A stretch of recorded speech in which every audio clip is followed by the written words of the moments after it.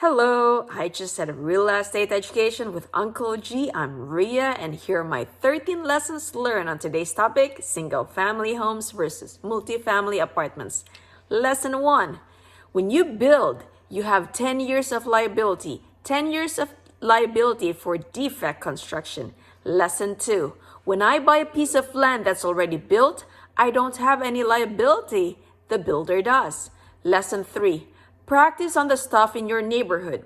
What we should be doing on the weekend is to shop for real estate, shop for rents, shop for building. What's a one bedroom? What's a two bedroom? Who's the manager? What's the complications? If you can meet the owner, shop the real estate closest to you that's similar to the one you already have. The cap rate. What would they exchange? What would the bank lend? Fourth lesson. Find out everything you can practice in the stuff in your neighborhood. Lesson 5. For flips, if you hold the property for 1 year and 1 day, you get capital gains tax. Lesson 6. The problem with flips is the cost of money to hold it. What if the market turns down? Lesson 7. The flip is so time sensitive. The faster you can flip it, the better. The faster you do flip it, the higher the government taxes you. Now, you gotta go find another deal.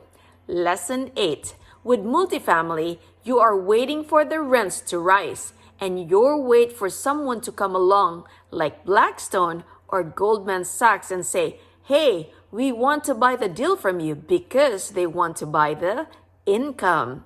Lesson 9. Do what you have to do to get your family where they need to be, but at the end of the day, you want income. Income through all economies. Lesson 10. You want a little bit of income from a lot of places because over time, it can weather time. Lesson 11. During the 2008 crisis, Uncle G did two things. He bought affordable multifamily and he did not over leverage. Lesson 12. You have got to be committed to the game. Lesson 13. 72 units in Jackson, Tennessee. With 72 units, you got the economy of scale. Uncle G says it's easy to get a loan on this because it's big enough. The bank loves this deal. The bank wants to know, do you have experience in real estate? Do you have experience handling tenants? Do you have experience holding properties? Do you have experience fixing things?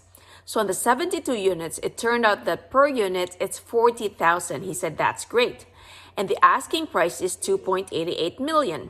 The down payment would be $900,000 and your loan would be $1.98 million.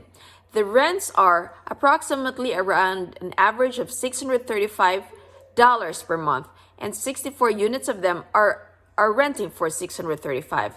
Now the gross income is $562,000 annually, and the expenses is $200,000, with a net operating income of $362,000. The cap rate that Uncle G would like in Jackson, Tennessee would be 7%. The selling price should be $5.17 million. However, the selling price is $2.88 million. Uncle G says, what do I don't know? The seller is saying 88% of the deals is 2 bedrooms, and that is good, according to Uncle G. And they are saying that the net operating income is $231,000. So, if the gross income is $562,000 and 10% is vacancy, Uncle G says that is good, 10% vacancy. Now the total operating expenses is around $300,000, and Uncle G says he wonders why. Expenses should not be that high on a 72 unit with rents that are $650 per month, and he says something is wrong in the deal. And the net operating income, according to the seller, is $231,000. Uncle G says that the owner may be robbing the deal. Cap rate, according to the seller, is 7.5%. Debt service is $171,000 per year, and cash flow is $60,000. Now, Uncle G says, think, how do you buy a deal? How do you find a deal? And how do you exit the deal? When we leave is when we make it. So those are my lessons learned. I hope you learned something. Don't forget to like, share, and subscribe. And also you can download a free section of my book in my The book is called Apartment Prescription, so you don't make the mistake that I made. Take care and God bless.